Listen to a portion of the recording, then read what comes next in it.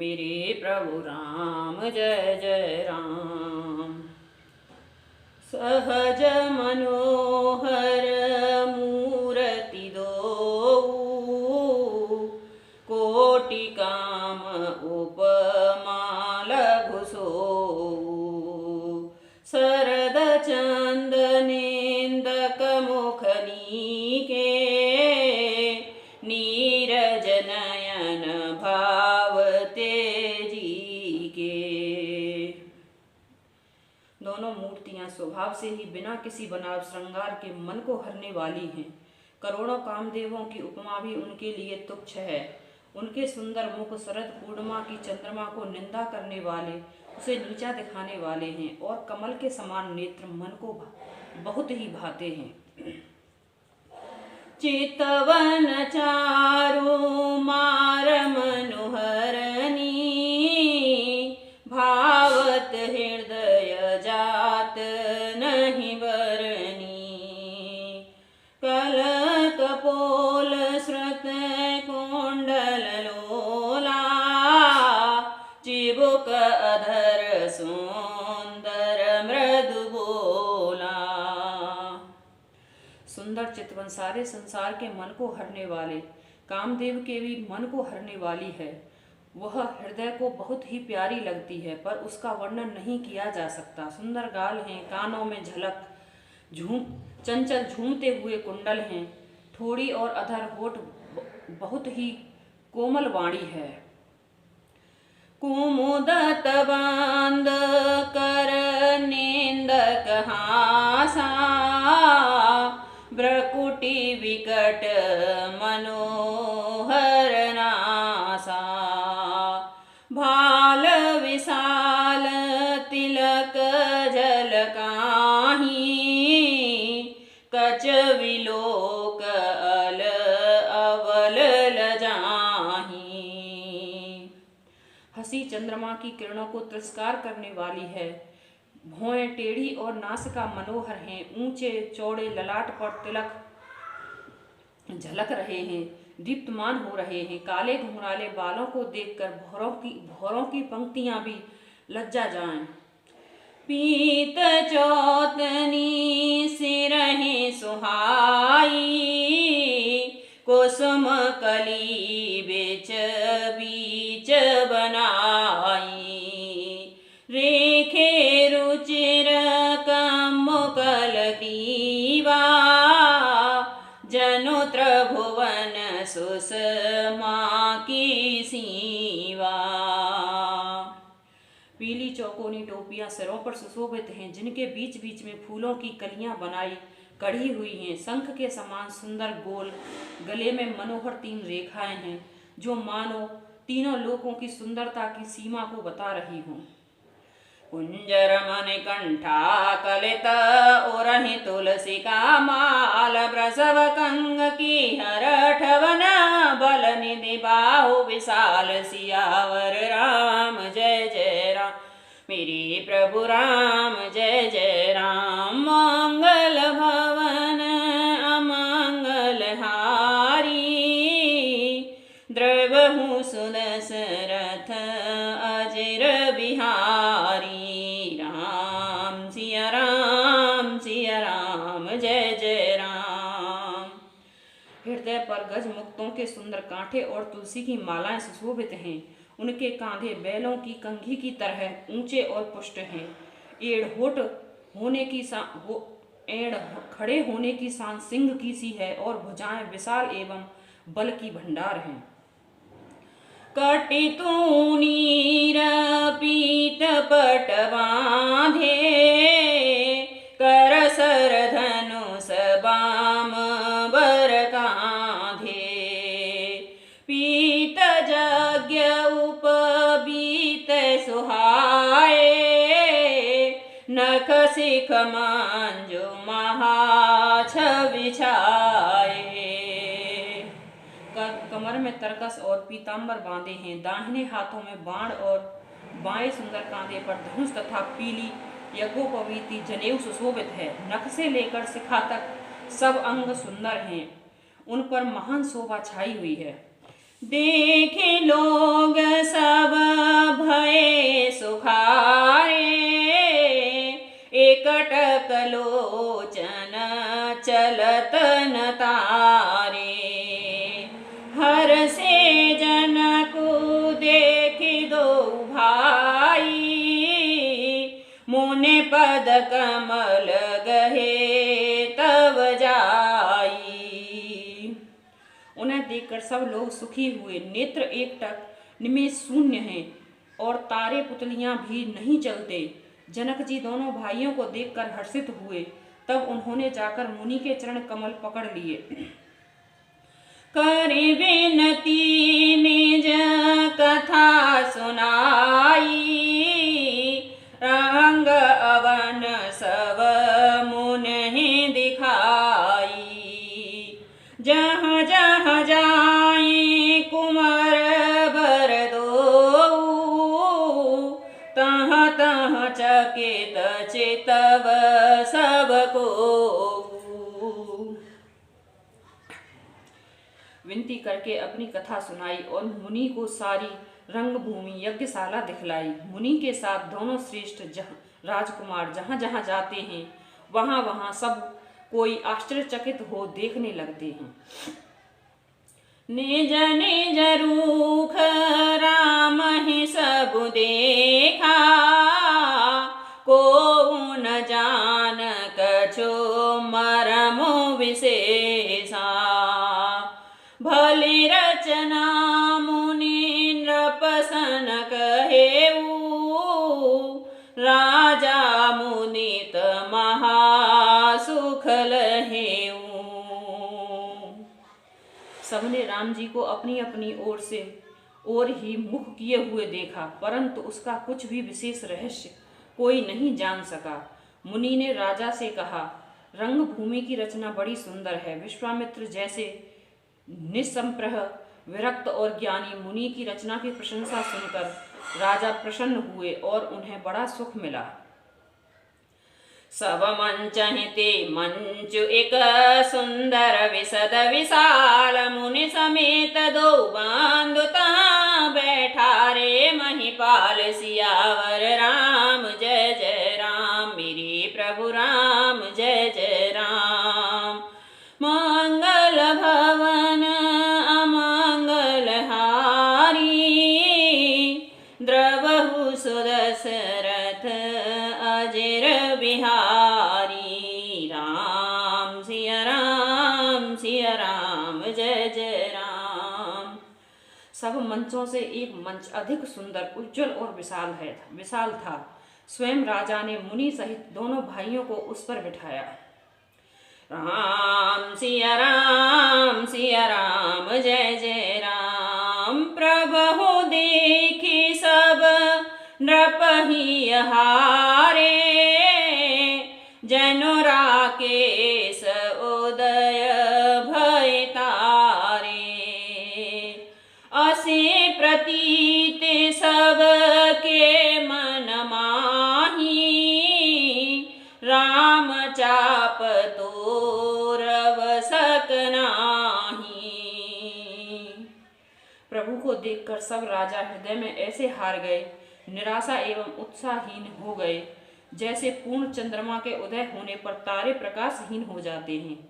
उनके तेज को देखकर सबके मन में ऐसा विश्वास हो गया कि रामचंद्र जी ही धनुष को तोड़ेंगे, इसमें संदेह नहीं है। बिनु भांजहु भव धनुष विशाला, मिलहि सिय राम और माला। अस विचारे गवनहु घर भाई, जसु प्रताप बल तेज गवाई।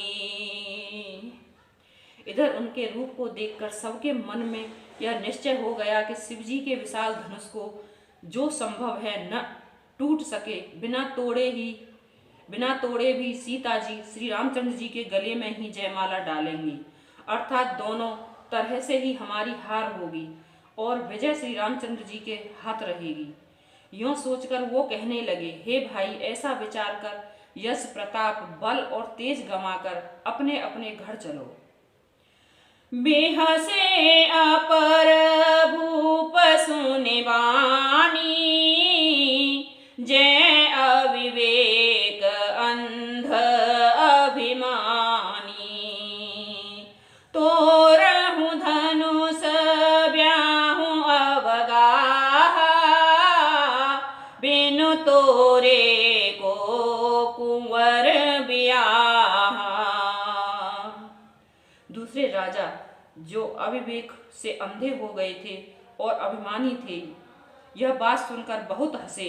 उन्होंने कहा, धनुष तोड़ने पर भी विवाह होना कठिन है, अर्थात सहज ही में हम जानकी को हाथ से जाने नहीं देंगे। फिर बिना तोड़े तो राजकुमारी को ब्याह ही कौन सकता है। एक बार कालौ के न हो, सियहित समर जितब हम सोऊ। यह सुनि अवर महीप मुस्काने, धर्मशील हरि भगत सयाने। काल ही क्यों न हो, एक बार तो सीता के लिए उसे भी हम युद्ध जीत लेंगे। वह घमंड की बात सुनकर दूसरे राजा जो धर्मात्मा हरि भक्त और सयाने थे, वे मुस्कुराए। सिय बिहावै राम गर्व दूरी करि नृपहि के, जीत कुशक संग्राम दशरथ के रनबाकुरे। सियावर राम जय जय राम, मेरे प्रभु राम जय जय राम। मंगल भवन अमंगल हारी, द्रवहु सुदशरथ अजिर बिहारी। राम सिया राम जय जय राम। उन्होंने कहा, राजाओं के गर्व दूर करके जो धनुष किसी ने नहीं टूट सकेगा, उसे तोड़कर श्री रामचंद्र जी सीता जी को ब्याहेंगे। यही युद्ध की बात सो महाराजा दशरथ के रण में बाके पुत्रों को युद्ध में तो जीत ही कौन सकता है। राम सिया राम जय जय राम। व्यर्थ मरहु जन गाल बजाई, मन मोद कहें के भूख बुताई। सिख हमार सुनी परम पुनीता, जगदम्बा जान हो जिय सीता। गाल बजाकर व्यर्थ ही मत मरो, मन में लड़ुओं को भी कहीं भूख बुझती है। हमारी परम पवित्र निष्कपट सीख को सुनकर सीता जी को अपने मन में साक्षात जगत जननी समझो। उन्हें पत्नी रूप में पाने की आशा एवं लालसा छोड़ दो। जगत पिता रघुपतहि विचारी, भरि लोचन छवे लेहु निहारी। सुंदर सुखद सकल गुण राशि, ए दो बंधु शंभोर वासी। श्री रघुनाथ जी को जगत पिता परमेश्वर विचार कर नेत्र भरकर उनकी छवि देख लो। ऐसा अवसर बार बार नहीं मिलेगा।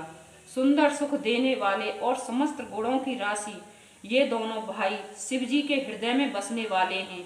स्वयं शिव जी भी जिन्हें सदा हृदय में छिपाए रहते हैं, वे तुम्हारे नेत्रों के सामने आ गए हैं। सुधा समुद्र समीप विहाई, मृग जल निरख मरहु कत धाई। करहु जाय जा कहूँ जोई भावा, हम तो आज जन्म फल पावा। समीप आए हुए भगवान दर्शन रूप अमृत को समुद्र को छोड़कर तुम जगत जननी जानकी को पत्नी रूप में पाने की दुर्सा रूप मिथ्या मृग जल को देखकर दौड़कर क्यों मरते हो? फिर भाई, जिसको जो अच्छा लगे वही जाकर करो। हमने तो श्री रामचंद्र जी के दर्शन करके आज जन्म लेने का फल पा लिया, जीवन और जन्म को सफल कर लिया है। अस कहि भले भूप अनुरागे, रूप अनूप विलोकन लागे। देखहि सुर नभ चढ़ी विमाना,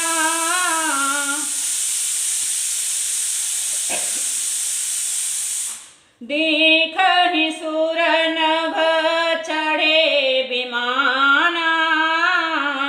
बरसहि सुमन करहि कलगाना। ऐसा कहकर अच्छे राजा प्रेम मग्न होकर श्री राम जी का अनुपम रूप देखने लगे। मनुष्यों की तो बात ही क्या, देवता लोग भी आकाश से विमानों पर चढ़े हुए दर्शन कर रहे हैं और सुंदर गान करते हुए फूल बरसा रहे हैं। जाने सो अवसर सिय तब पठै जनक बुलाय, चतुर सखी सुंदर सतल सादर चली लवाय। सियावर राम जय जय राम, मेरे प्रभु राम जय जय राम। मंगल भवन मंगलहारी, द्रवहु सुदशरथ अजर बिहारी। राम सिया राम जय जय राम। तब सुअवसर जानकर जनक जी ने सीता जी को बुलावा भेजा। सब चतुर और सुंदर सखियां आदर पूर्वक उन्हें लिवा कर चली।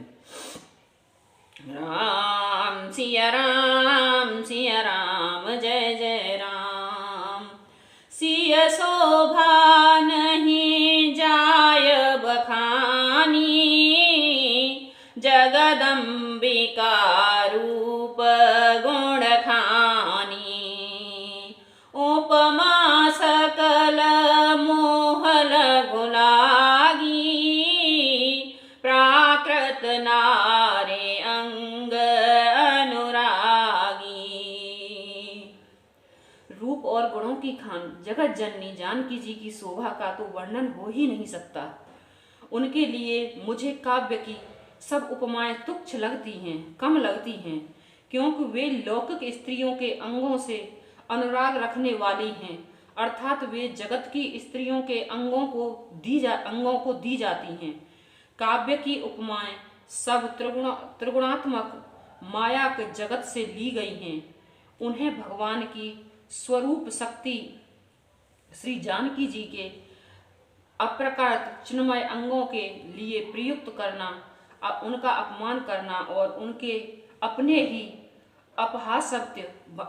अपहास कराना है। सिय बरनय तय उपमा देई, कुकब कहाय कजसो को लेई। जो पट तरऊं तिय समसिया, जग अस जोबत कहाँ कमनिया। सीता जी के वर्णन में उन्हें उपमाओं को देकर कौन कुकवि कहलाए और अपयश की भागी बने, अर्थात सीता जी के लिए उन उपमाओं का उपयोग करके सुकवि के पद से युक्त होना और अपकीर्ति मोल लेना है। कोई भी सुकवि ऐसी नादानी एवं अनुचित कार्य नहीं करेगा। यदि किसी स्त्री के साथ सीता जी की तुलना की जाए तो जगत में ऐसी सुंदर युवती है ही कहाँ जिसकी उपमा उन्हें दी जाए। गिरा मुखर तन अरध भवानी, रत अत दुखित अतनु पति जानी। विष बारुनी बंधु प्रिय जेहि, करहो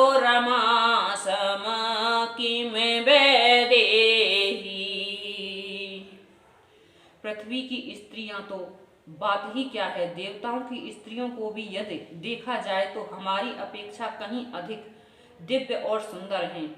तो उनमें सरस्वती तो बहुत बोलने वाली हैं, पार्वती अर्धांगिनी हैं, अर्थात अर्ध नारी नटेश्वर के रूप में उनका आधा ही अंग स्त्री का है, शेष आधा अंग पुरुष शिवजी का है। कामदेव की स्त्री रति पति के बिना शरीर का अनंग जानकर बहुत दुखी रहती है और उनके विष और मग जैसे समुद्र से उत्पन्न होने के नाते प्रिय भाई है। उन लक्ष्मी के समान तो जानकी जी को कहा ही कैसे जाए। जो छवि सुधा पयो निधि होई, परम रूपमय कश्यप सोई। शोभा रजु मंदरु सिंगारू, मथे पाने पंकज निज मारू। जिन लक्ष्मी जी की बात ऊपर कही गई है वे निकली थीं खारे समुद्र से, जिनको मथने के लिए भगवान ने अति कर्कश पीठ वाले कश्यप का रूप धारण किया। रस्सी बनाई गई, महान विषधर वासुकी नाग की मथनी का कार्य किया। अतिशय कठोर मंद्राचल पर्वत ने और उसे मथ सारे देवताओं और दैत्यों ने मिलकर मथा था, सारे दैत्य और देवताओं ने मिलकर। जिन लक्ष्मी को अतिशय शोभा की खान और अनुपम सुंदरी कहते हैं, उनको प्रकट करने में हेतु बने ये सब असुंदर एवं अस्वाभाविक ही कठोर उपकरण, ऐसे उपकरणों से प्रकट हुई लक्ष्मी जी श्री जानकी जी की समानता को कैसे पा सकती हैं। हाँ, इसके विपरीत यदि छवि रूपी अमृत का समुद्र हो, परम रूपमय कश्यप हो, शोभा रूप रस्सी हो, श्रृंगार रस पर्वत हो और उस छवि को समुद्र को स्वयं कामदेव अपने ही कर कमल में मथें। यही विद उपजे लक्ष्य तव सुंदरता सुख मूल, तदपि सकोच समेत कवे कहि सियतम समतूल। सियावर राम जय जय राम, मेरे प्रभु राम जय जय राम। मंगल भवन अमंगल हारी, द्रवहु सुदशरथ अजिर बिहारी। राम सिया राम जय जय